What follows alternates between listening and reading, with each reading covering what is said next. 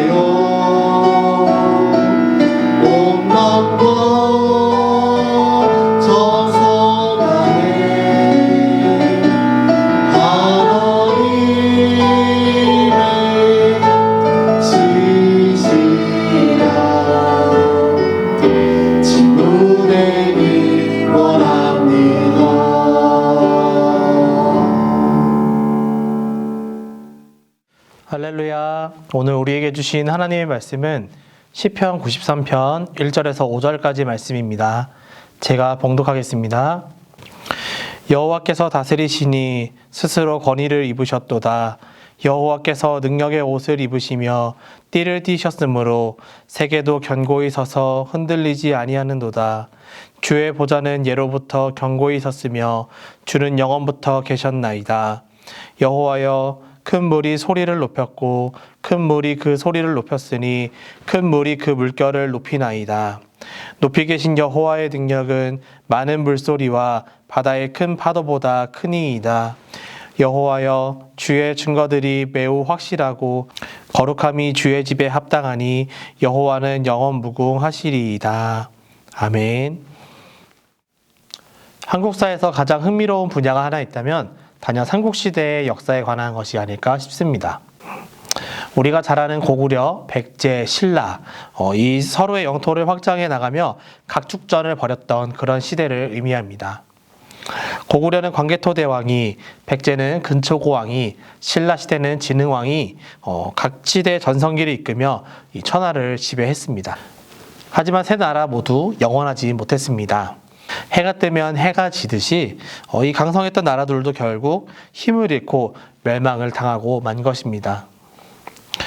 우리나라 역사뿐만 아니라 서양의 역사를 봐도 영원한 강대국은 없습니다. 강대국이 된 나라들이 왜 유지를 못한 채 멸망을 하고 만 것일까요? 인간이 다스리기 때문입니다. 아무리 출신이 좋고 능력이 좋고 민심과 천운이 따른다 할지라도 결국은 인간이 다스리기 때문에 멸망할 수밖에 없는 것입니다. 다시 말해 인간은 유한하고 불완전한 존재이기 때문에 그 어떤 것도 영원히 누릴 수 있는 것은 없습니다. 그러나 하나님께서 통치하신다면 이야기는 달라집니다. 하나님은 사람처럼 유한하고 불완전한 존재가 아니기 때문입니다.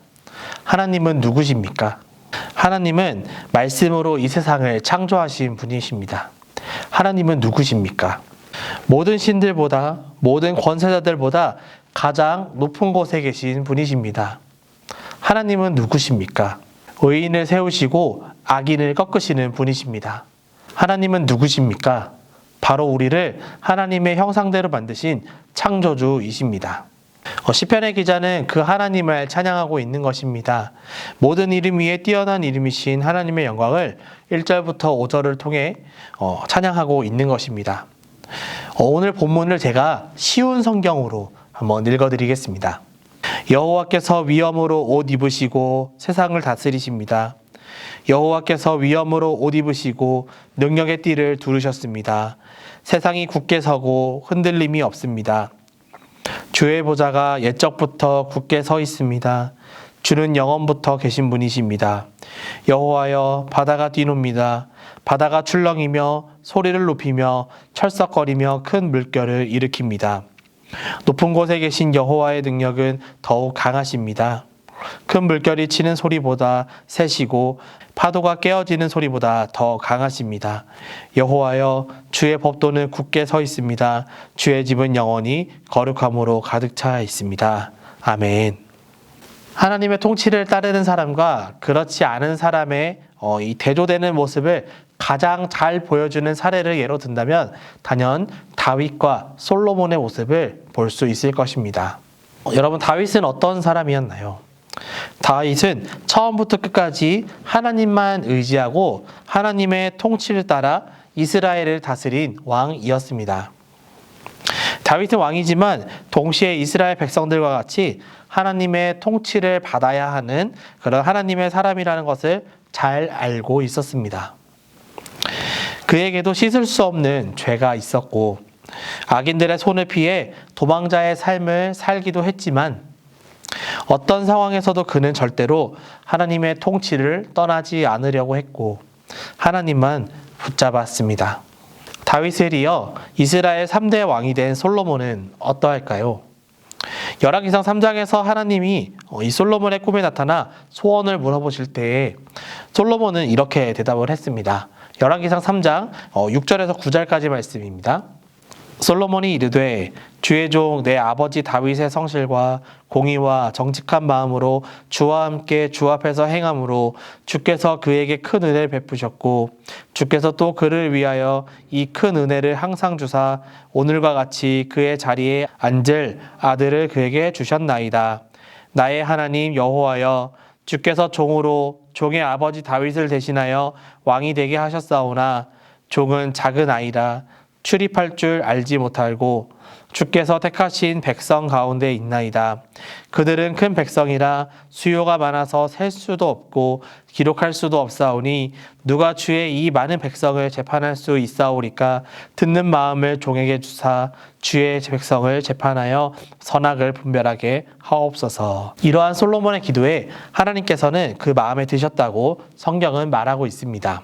그런데 우리가 잘 아는 것처럼 이 솔로몬을 기점으로 이스라엘은 두 나라로 분열이 됩니다.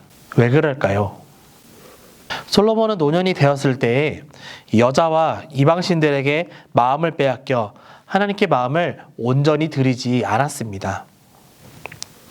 심지어 하나님께서 솔로몬에게 두 번 더 찾아오셔서 경고를 하셨지만 솔로몬은 하나님의 경고를 듣지 않았습니다. 그러자 하나님께서 이렇게 말씀하셨습니다. 열왕기상 11장 11절의 말씀입니다. 여호와께서 솔로몬에게 말씀하시되 내게 이러한 일이 있었고 또 내가 내 언약과 내가 네게 명령한 법도를 지키지 아니하였으니 내가 반드시 이 나라를 내게서 빼앗아 내 신하에게 주리라. 솔로몬 이후 하나님은 여로보암을 일으켜 북이스라엘을 만들게 하셨고 솔로몬의 아들 르호보암을 남유다의 왕으로 있게 하여 두 나라가 공존케 하였습니다. 하지만 두 나라는 결국 하나님께 불순종함으로 둘 다 멸망을 하고 말게 되었습니다. 사랑하는 성도 여러분, 여러분은 누구에게 여러분의 인생을 맡기고 계십니까? 어떠한 특정 정당에게, 특정 정치인에게 여러분의 인생을 맡기고 계십니까? 실력 좋고 능력 있는 사람에게 여러분의 인생을 맡기고 계십니까? 아닙니다. 우리는 오직 우리를 창조하시고 이 세상을 창조하신 하나님께 우리의 인생을 맡겨야 합니다. 우리의 삶은 유한하고 불완전하기 때문에 한계가 없으시고 완전하신 하나님께 맡겨야만 요동치는 세상 속에서도 요동하지 않고 우리가 살아갈 수 있는 것입니다. 성도님들을 통해 한 영혼이 복음을 듣고 주님께로 돌아오는 귀한 역사가 일어나기를 간절히 소망합니다. 오로지 하나님께 우리의 인생을 맡기십시오. 그러면 하나님께서 우리의 인생을 책임져 주실 것입니다. 아멘. 기도하겠습니다. 하나님 감사합니다. 부족하고 연약한 우리들의 삶을 날마다 지켜주시고 함께 하시는 주님, 특별히 저희를 하나님께서 하나님의 형상대로 창조하시고 우리를 그 하나님의 형상대로 살아갈 수 있게 해주신 모든 것을 허락해 주셔서 감사드립니다.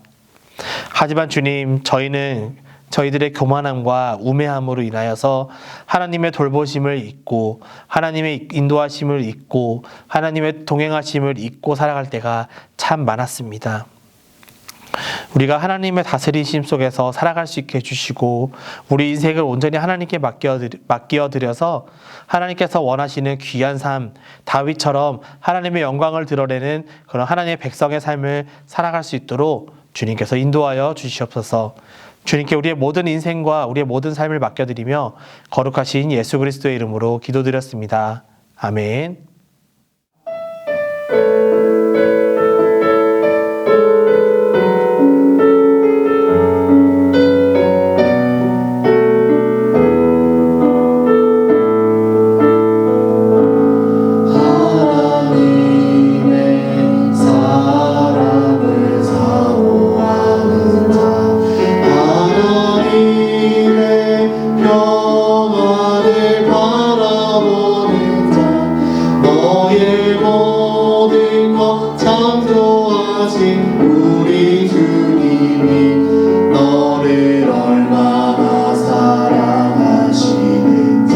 하나님께